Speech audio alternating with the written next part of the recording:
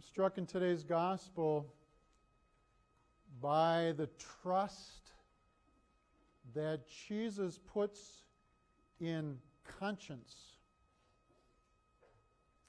And I say that because these individuals came forward to stone this woman.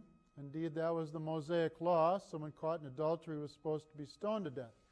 And it's not too foreign because, I don't know if you read, but there's a small nation, I believe in Asia, that's putting that rule back into practice.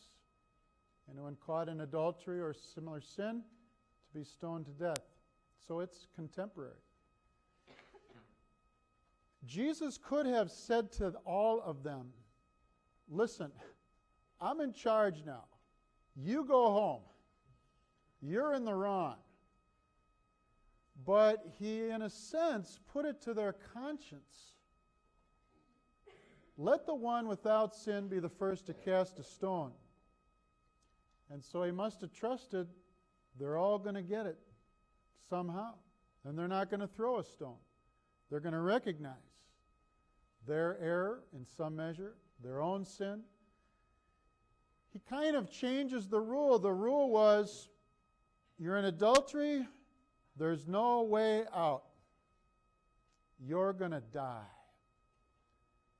And Jesus said, no, there's a way out. It's called mercy, divine mercy. Cardinal Newman has a proof for the existence of God through conscience. It's one of my favorite. Cardinal Newman, who became Catholic, he lived in the 1800s, wrote many, many volumes. An abbreviation is something like this. I'll use a modern example. Let's say that you were on your way to work at 5 or 4:30 in the morning, really early. You're going to work somewhere, and there's a red light, and there's no one around, so you pass through the red light. You're thinking inside your mind, Sabbath is made for man, not man for the Sabbath. So you go through the red light, you pull into your workplace, and you feel guilty. Why do you feel guilty? Cardinal Newman asks.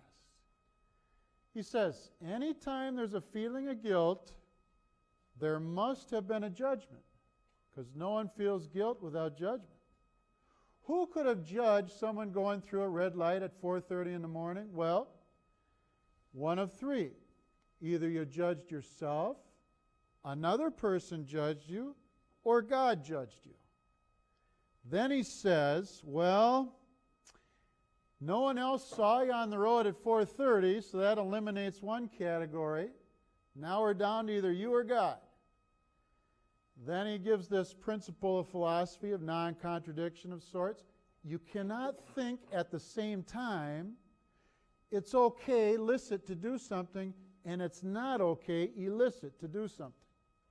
You can't think of them at the same time. Totally contradictory. You could have thought it's okay going through the red light and then later thought you were guilty in the parking lot, but you can't think you're both at the same time. So he says, I think that eliminates the other individual person, leaving only God. It's kind of brilliant.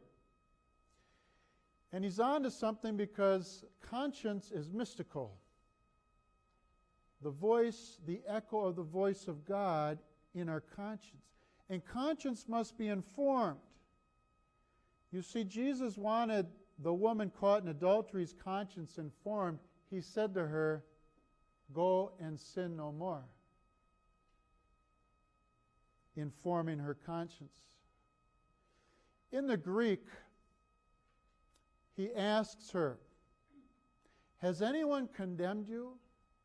That's in what's called the aorist tense. It's kind of a past tense, but it's like an action that happened and is done. The other tenses in Greek are more linear, which means ongoing, and I find it interesting that the Greek says this. Has no one condemned you? He asked. Aorist tense, a kind of momentary act. He says, neither I condemn you. This is an ongoing tense. Neither am I condemning you. Is it in God's nature to condemn? Do you sometimes fear God is a wrathful God? God does punish, God is not just up there, everything's going to be mercy without any consequence. There is punishment for sin. But in the end, condemnation comes from oneself. The Catechism says, hell is the definitive self-exclusion from God. In a way, someone comes to the end of life and they reject God because of one of two things. Maybe they hate God, or maybe they have so much shame they won't receive mercy. And that is a danger, a grave danger.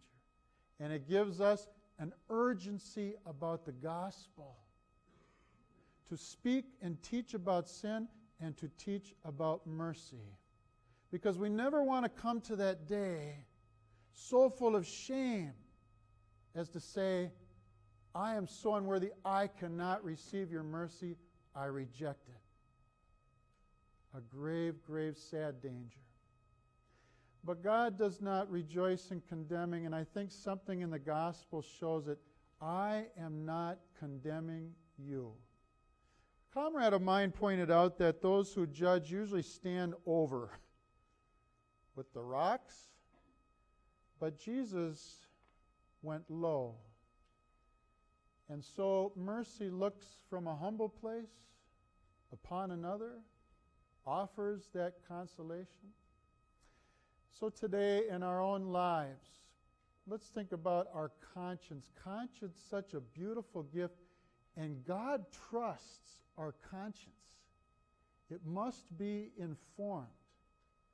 And when it's working right, we will seek His mercy.